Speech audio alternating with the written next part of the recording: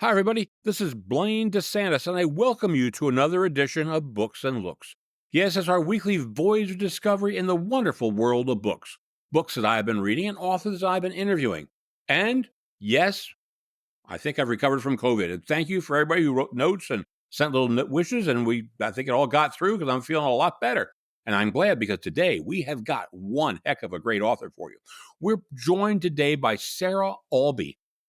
Now, Sarah Albee might not be a name you're familiar with, but she is one of the leading, and I mean leading, writers of children's and kids, middle school kids' books. Well, actually, not middle school, middle reader books. Wonderful book. We were talking about the book Bounce. This is her newest book. It's about the history of rubber. It's for kids, but at 71, I'm learning a heck of a lot about rubber. So will you if you read it. But this is a perfect, and I mean perfect book for you to think about for Christmas gifts for your children, grandchildren, nieces, nephews, friends, whatever. Anything that Sarah writes is spectacular. It is well documented. It's history, it's science. Heck, she even wrote Sesame Street books way back when in the beginning of her career. She writes about that, tells us about that.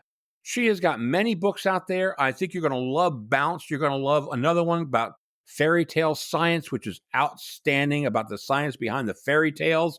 She writes books about Gilbert Stuart, who did the photographs of George Washington, the paintings of George Washington. I mean, this is an extensive interview with a woman who I think is one of the leaders in the field on children's and middle reader books. So let's go right to that interview with Sarah Albee. Sarah, welcome to Books and Looks. Thank you so much. I'm thrilled to be here. Yeah. Well, we're glad you made it. The last time you were supposed to be on, I was in the midst of a hurricane, and you graciously agreed to come on a few weeks later. Yeah, that I had the easy part of it. So, Well, anyway, we are here today to talk about your book, Bounce, Bounce. It's a scientific history of rubber. Now, friends, this is a book for kids. And yet, at 71, I'm learning a lot of stuff in this book. So I think we can all learn something from Sarah. So before we get into that, let's find out a little bit about her. Sarah, where'd you come from? What's your education, etc.? Did you take creative writing classes growing up? Tell us a bit about you. well, I was born in Cleveland, Ohio. My father was both my parents were professors. My father was at Case Western. And then we moved when I was still a small child to South Burlington, Vermont. So I kind of identify as a Vermonter, although I still follow the Cleveland sports teams. Um, and so I grew up in South Burlington, Vermont, education. I went to South Burlington High School. Then I went off to Harvard, and I was a basketball player, and I was an English major and with a minor in music. But then I married a history teacher, and I grew up when in my era, history was really dull. We had to read a really boring textbook through middle school and high school. And so I thought I didn't really like history very much until I married a dynamic history teacher. And then that's all I want to read nowadays and all I want to write. So, but a lot of my books are a combination of history and science, my two favorite subjects. There you go. Now, back when I was in school, now, folks, this goes back to the prehistoric times of the 1960s and 70s. Women's basketball, certain players couldn't come over half court. Had that rule Yeah. changed by the time you were playing? Uh, yes, that rule did change. But I should say, after college, I got a job in Cairo, Egypt for a year. So I lived in Egypt for a year. And I was working at the press office at the American University in Cairo. But I happened one day to be shooting around in the outside courtyard at the AUC basketball court because I was still in really good basketball shape and I loved it. But I didn't think women played basketball in Egypt. How wrong was I? As it happened, the coach of a women's basketball team happened to be cutting through the campus. And at that point, he didn't speak English and I spoke very little Arabic. So he got one of his players to come talk to me, and I was recruited to play for this women's basketball team in Egypt. And that was the most fun thing ever. And then I got back to New York City after Cairo, and I looked around. I could not find any women's basketball league. So I joined a men's basketball league. which was a little weird because I was the only woman in the league. But the upside is I met my future husband on the court. We were put on the same team. So how's that There for a you cute go. meet or meet cute That or whatever they is. say? That is. You say he's a historian. Now, is he a professor or is he just have a degree and writes or something like that? He is a teacher. He teaches high school and he is now running a high school. So he's not teaching much anymore because he has so many other responsibilities. But he is a historian, yes, by Oh, training. great. Well, that's wonderful. Yeah. So, did you take writing classes when you were at Harvard or in growing up? Where did writing come into everything? Well, I mean, many college students, myself included, we figured, oh, my professors liked my papers. Maybe I'll be a writer. And I was one of those. I love to write. I didn't consider myself a writer with a capital W because there were people there that really were writers with capital W's and had decided they were going to be writers from the time they were whatever old. Um, but I did want to do something with writing or publishing or something, and I really wasn't sure what, as many English majors are. And so I got the job in Cairo, and I was working as I said, in this press. It was basically a publishing house. And then I came back to New York, and I thought, oh, maybe I'll get a job in publishing. But then I just lucked into this job at Sesame Street, and I sort of ran into someone I kind of knew, and she was just leaving the position, and she said, "If you hear of anyone," I'm like, oh. So I applied and got it, and that is where I realized I was born to write for children. I love writing for kids. I get asked a lot when I'm going to start writing it for grown-ups, and like I have no interest in writing for grown-ups. All I want to do is write for kids. So that's how that evolved. Well, that's really fascinating. So you started, and you have two sides of your career. You had one over in Egypt. We won't need to get into that, but you have two sides of your writing career. You start out with Sesame Street, and friends, I have her books. She wrote for Sesame Street books. I Yes, because she had a lot of the Elmo books, and of course, my kids loved Elmo. How was that? Tell me a little bit, just a little bit about that process. It was, I mean, you want it to be a fun place to work. It was such a fun place to work. It was so fun. I ended up staying there for 9 years. And I started out as as a pipsqueak, an editorial assistant. But it did longer you're somewhere, the more responsibilities you get. And I ended up, I think I was a senior editor by the time I left. And I did a lot of editing of the Sesame Street books. Excuse me. I did a lot of editing of the Sesame Street books. But I also worked with the Muppets with recording audiobooks and audio sessions. And I worked with the musicians a lot, the composers, because I was the only one in my division who read music, so that was handy. And I got to work on international, which was so fun. I got to go to the Bologna Book Fair every year for 9 years and the Frankfurt Book Fair. And so it was just kind of the perfect job for someone in their 20s who wants to travel and wants to get into children's entertainment or children, whatever. But at heart, I've always been a print person. I loved working for the show, but I really have remained a print person. Okay. Well, and again, we don't want to focus on this, but it must be difficult. Now, you went to Harvard and you wrote a certain way. You go to Egypt, you write another certain way. All of a sudden, you're writing these Sesame Street books. That's got to be a whole different process. It is a sort of a subcategory of writing. It's a very different kind of writing than most fiction writing or nonfiction writing. I mean, you're writing for existing characters. And if you have a knack for it, and I kind of realized I did, it was a wonderful career when my children were little. And I wrote a lot for Sesame Street, but I also branched into Dora and Blue's Clues and SpongeBob and all kinds of characters, not all of which I am necessarily proud of, but some. I love SpongeBob. My husband claims I used his name for books I'm not proud of, but I'm proud of SpongeBob. My pen name for SpongeBob is Sarah Wilson. Anyway, so yeah, it is a different kind of writing. And it was really fun, and it was a wonderful way to make a living when I had tiny children. And I have three kids, but as soon as they got old enough to not need me quite so much and I could get out and go to the library and do research and stuff. That's when I really became it was my true love was nonfiction writing. And that happened. I think my first nonfiction book was published in like 2010. So Okay. since then, that's what I've been doing. Could that quite possibly be the book Poop? Was that your first It nonfiction book? is Yeah. funny. Yes. And I wrote that as a labor of love, believe it or not. I I have always been fascinated by by public health and sanitation. And the full title of the book, and it is still in print, by the way. It's my bestseller when I go to book festivals. The kids always want that one. The parents don't always, but it is a true history book. It's called Poop Happened: A History of the World from the Bottom Up.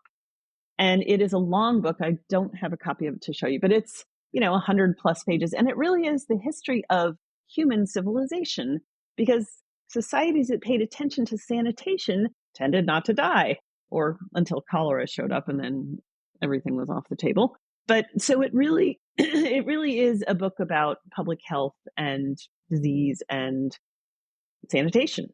And And I again, and yeah, I it was and I wrote it. I didn't have an agent at that point. I just wrote it because I really wanted to write it. And I found an agent through that book. I did what everyone else does when they're looking for an agent. I sort of did a little research. I found the person I would love to be represented by. And I wrote to her, and she was out in California. So there's a 3 hour delay. And I got the standard auto reply, like, if you don't hear from us in 6 weeks, assume we're not interested. And 5 hours later, I got a response from her, and she wanted to have a conversation. And so I thought, wow, it's so easy to find an agent. And then she sold the book right away. And I thought, wow, this publishing, this is great. But it's not every book is quite as smooth no, as that one. I wish my kids would have been young then because I would have bought that book. Because growing up, I read to my kids, every one of my kids, Everybody Poops. Their favorite book, my Oh, yeah. favorite book, all about poop, and that would have been a perfect Yep. tie-in. It is. It's for graduates, I like to say. You're right, you are. Well, you have gone into writing books on history and science, and we'll get to touch on a lot of them, but this more recent one, the one that just came out the other day, was Bounce. Tell us a little bit about Bounce. There it is, Bounce, a scientific history of rubber. How did you come up with that? Well, I need to come up with an answer for that. The book just came out I know we're recording this, but the book just came out 3 days ago. So I'm still new to presenting it to kids, and I had a lot of school visits in the last couple of days, and kids all said, "What was your inspiration?" So I'm going to say it was a lifetime of bouncing basketballs was my inspiration. I mean, I'm a baller, and whether you know it or not, you learn a lot of science if you play sports. I mean, I'm sure I don't have to tell too many people in this audience, but if you know how to shoot a good bank shot, the angle of incidence equals the angle of reflection, so you know just where to hit the backboard. Similarly, soccer and certainly swinging a bat, and there's all kinds of books about the physics of sports. So that may have been it. But I've also just always I guess I get it from my reading. I read extensively, and anytime I come across something that I stop and think, "Wow, that's cool," I write it down, and sometimes it turns into a book. In fact, I know maybe I'm getting it ahead of things, but that's how I got the idea for this book, which came out 2 months ago. I don't usually have books come out so close together, but it's just the way the illustrations and, worked out. You kind of don't have much control over the illustrators and how busy they are and how long it takes them. So, yes, I had a book in August and now a book in October. Um, but I got the idea for this one, which is about the relationship between Gilbert Stuart, who was sort of the go-to portrait painter of the 18th century, and George Washington. And Gilbert Stuart painted the iconic picture of George Washington, who had his portraits painted a lot. But Gilbert Stuart's is the most famous one. He painted him 3 times, but the so-called Athenaeum portrait is the most famous. And I had done a lot of George Washington research in my day, but it was not until I was reading Ron Chernow's 800-page biography of George Washington, where in the very, very beginning, it might even be in the preface, he was talking about Gilbert Stuart and how he and George Washington could not stand each other. And I thought, well, there's an idea for a picture book because it kind of humanizes this man that we all have heard of, but George Washington, I mean, we've all heard of him, but it's very difficult to get to know him as a person. And he was a very complicated man, but that I thought was just a great way for kids to see, the person behind the icon. And in fact, the Gilbert Stuart picture, the Athenaeum picture, is the one that's on the dollar bill. So kids see it if they see money at all. They see it, Exactly, if we see money on a anymore, regular right. basis. Well, it's Yeah. interesting. You talk about illustrators, and Mhm. one of the things I liked about Bounce were some of those illustrations. Now, do you choose the illustrator, or how do you get the person to do that? Good question. I have a say in who the illustrator is. And as a nonfiction author, I get to look at sketches and check them for historical accuracy and scientific accuracy. Now, fiction picture book writers generally don't get to do that. I mean, they because it's basically at a cocktail party, I can't even tell you how many times I've run into someone who said, "Oh, I've written a picture book and my dental hygienist brother-in-law is going to illustrate it." Like, don't do that. Publishers do not want someone to submit an illustrated picture book because they choose the illustrator extremely thoughtfully and carefully. And if you think about it, picture books are incredibly expensive to produce and therefore are the hardest books to sell to an editor. So for those people in our audience who are wanting to break into the children's book writing world, I suggest not doing a picture book right off the bat. I'm starting to do lots and lots of picture books, but I spent the first 10 years of my career writing longer form books with historical images, mostly historical images that I researched myself because it's just a lot less expensive for the publisher. I did not choose the illustrator of Bounce. My publisher sent me Eileen's website. Her name is Eileen Ryan Ewan, as you can see. And I thought she was wonderful. And I'd seen some of her other, it's tricky. This is a very tricky book, as is Painter and the President, because you need an illustrator who can render things, but who has, great artistic ability, but they also need to do their research. And I do a lot of research for the illustrators, but they don't have to take my word for it. Most of them do their own.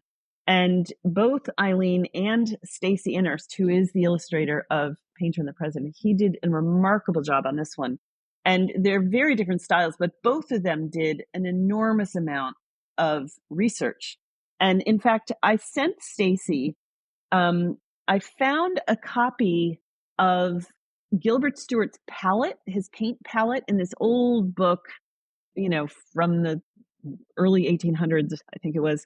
And it showed how Gilbert Stuart set his paints on his palette. And I sent it to Stacy, and here's one just now. I didn't even Oh know it my, was look there. at He that. used that throughout the book. In fact, on the cover, this funky little vase of Yeah, yeah. flowers, those are Gilbert Stuart's colors. Yeah. And the Oh, other thing Stacy did was he embedded actual Gilbert Stuart paintings into his own art. So this is Stacy Innerst, this is Gilbert Stuart. And he did that throughout, and I think to beautiful effect. And like this is the opening page, and it's "Welcome to Philadelphia," and there's Gilbert Stuart, and that's his selfie, as I call it.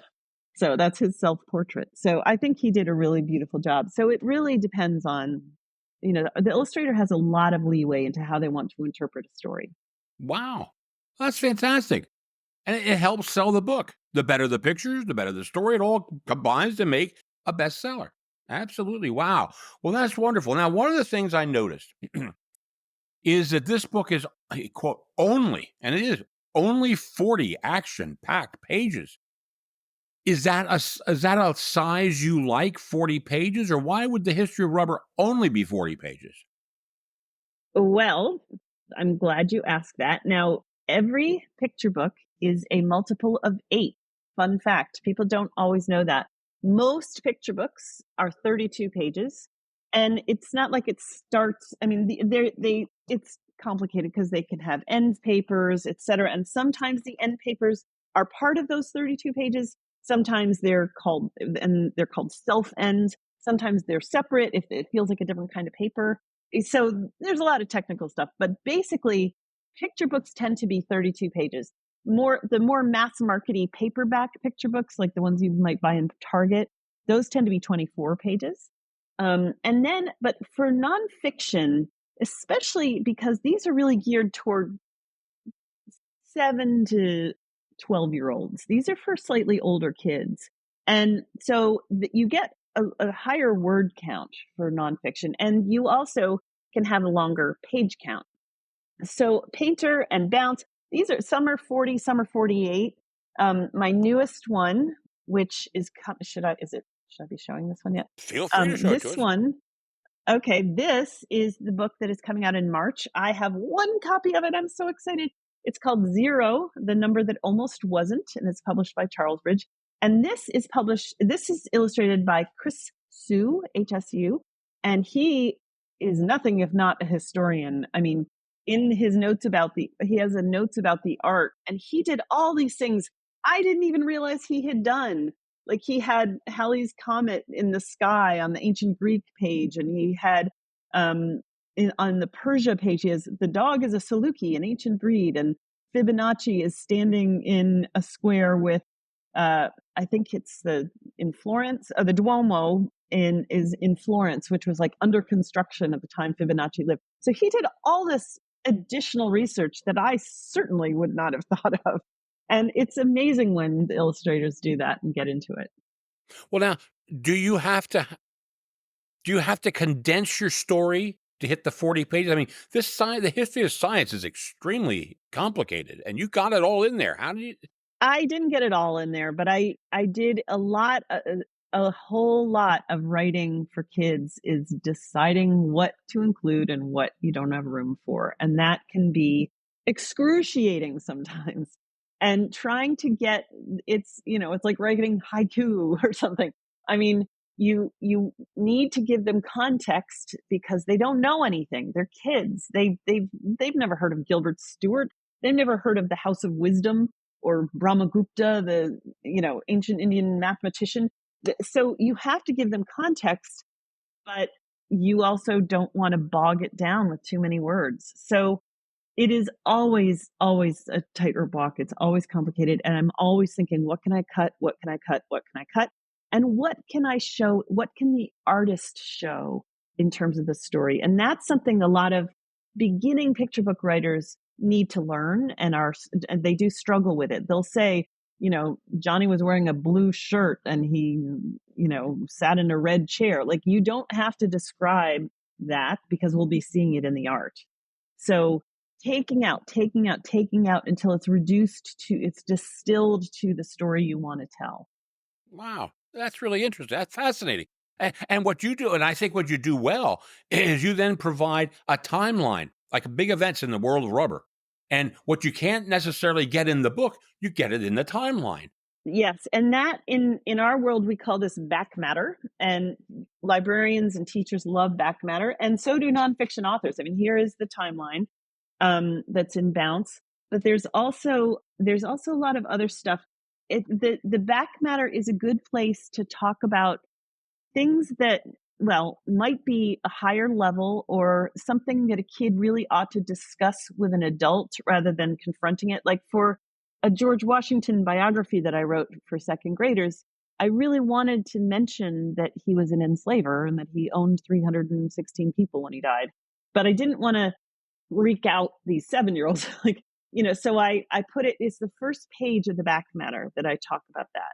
So, I think he was an incredibly great president, but he was a very complicated man. And there were a lot of things that he came to regret later in life, one hopes.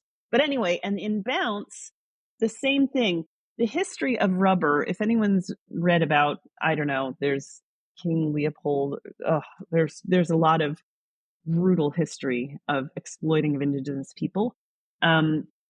And I needed to talk about that, but I didn't really, I mean, I kept this bouncy and light, and it's really mostly, I talk about the science, kind of on purpose because the history is so grim. But I do talk about the history in the back matter. So the kids will have those tools, and teachers and educators and parents will have the tools and the language to discuss it with the kids if they decide they want to. So yes, back matter is very, very important. Yeah, yeah. Well, it's certainly added, and even in the front matter, I don't call it the front matter, back matter. You start talking about polymers. You know, Yes. that got me. I was lost there. Okay, polymers. What is all that stuff? You know? I do. I had there I guess I would call these scientific interludes. So they it's sort of we interrupt this story to bring you a feature about how why does rubber bounce? Here's one. And they're sort of called out by these cute polymer molecules that Eileen decorated. But so yeah, there are scientific interludes where I talk here you go. This is the one you're talking about. What makes rubber stretchy? And yeah, it's chemistry. It's some of it fairly high level chemistry, and the kids are free to skip that if it is too high level. But I think, why not show them, have them have heard of the word polymer, and then when they get to high school and they start learning about it, like, oh yeah, that. And I mean, I've done that in various ways. Like in my Poop Happened book, I tried to keep it very chronological, and I was talking about the ancient Romans and what they did for toilet paper and how they had public latrines and all this sort of thing.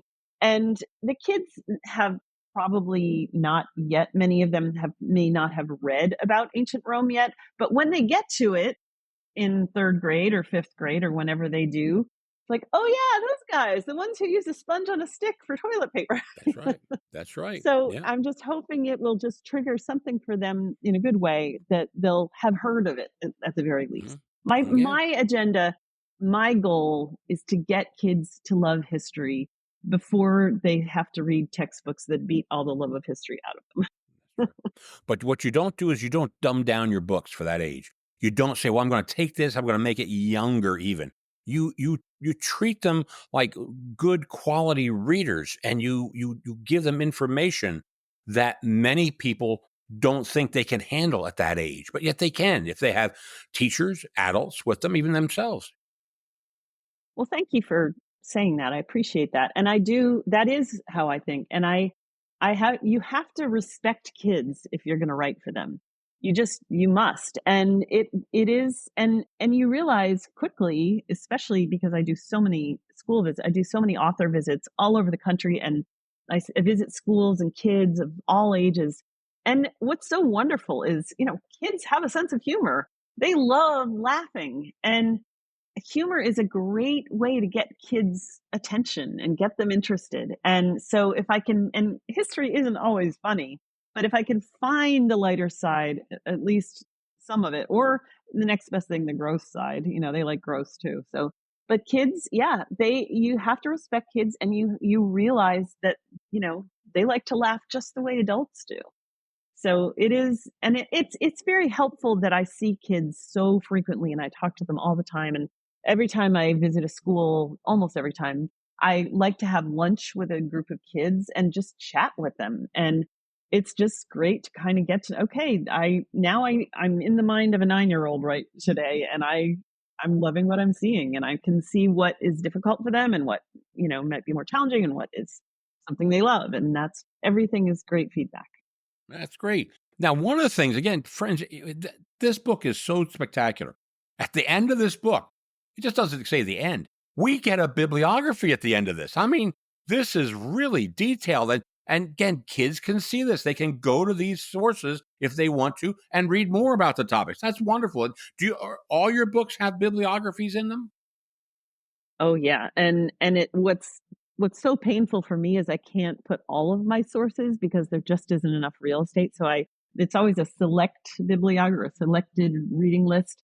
But yes, I absolutely always have a bibliography. And also another huge part of my research is talking to experts. And in Bounce, and it's amazing. I've gotten so bold about just shooting for the top, just going for the premier experts in the field. And they always respond. They always get back to me. And some of them are will read multiple times, will read the manuscript multiple times and will even look at the art. And so my experts are thanked in here as well. And my experts range from a whole lot of science teachers from like 5th grade science through high school, to professors of chemistry and senior lecturer of the materials science and engineering at MIT. I mean, and people who are experts in specific parts of the book, because I talk about the indigenous peoples of the Amazon and how they tapped rubber trees. And Mike Tarkanian, who is one of my experts, who has been there and has observed and has studied indigenous rubber tapping, saved me from a howler. I had some major factual inaccuracy quite late in in the game. I think I had the wrong. Hevia brasiliensis is the rubber tree we all know and that makes rubber these days. But there are other trees that indigenous peoples would tap, and I had them mixing it with the juice of a morning glory to sort of stabilize it. But the one I was using was not the one that mixed with that. So you need it to be right. And experts are a godsend to me. They are fantastic. Well, now, one of the other books I want to spend a few minutes on today is a book that I bought for some relatives. And I want to get the title Okay. right. It's called Fairy Tale Science. This is a wonderful Yes. book. Absolutely. And now this That's is this one. almost 250 pages long. Yeah, this is long. Yes, this I love this book too. And the premise of this book is there are, I think, 25 fairy tales in the book. And I don't assume kids know every fairy tale. I mean, many of them have heard of the Disney ones, Cinderella and Snow White and all that. But there are lots of other ones, and I chose the fairy tales sort of based on the science that I wanted to talk about. So some of them are fairly obscure, but so I do a synopsis of the fairy tale, and then I ask a scientific question like, could a pair of glass slippers survive an evening of ballroom dancing? Or could Rapunzel's hair support the weight of a prince? And then you do experiments to test it out. So like parallel load bearing, and like there's physics and chemistry and biology and astronomy. There's so many branches of science. And when I was midway through writing this book, I was like, what was I thinking? But again, that's what experts are for. And even experts, like I would go to one expert and say, hey, can you help me with this? Like, oh, I'm a chemist, I'm not a physicist. So I needed a lot of people in my Rolodex, which is an antiquated term, I know. So I relied heavily on my experts to help me with the science of this book. And I also had 5th grade classrooms across the country test out the experiments for me. And because I just know so many teachers and they're thrilled to do that. And they gave me great feedback. So Wonderful. it's like I guess like writing a cookbook. You got to test your recipes. Got to do that. So would Rapunzel's hair have would have held a person climbing up? Yes. I Yeah, thought the so. issue, I Yeah. mean, she would have had to have coiled it around something because where it's the weakest is it's yucky, but it's where it's attached to Right. your head. Yeah. And that's the weakest bond. So that could be an issue. Like, you hear about people working in like Mm-hmm. textile factories that get their hair caught. That's why you Right. tie your hair back.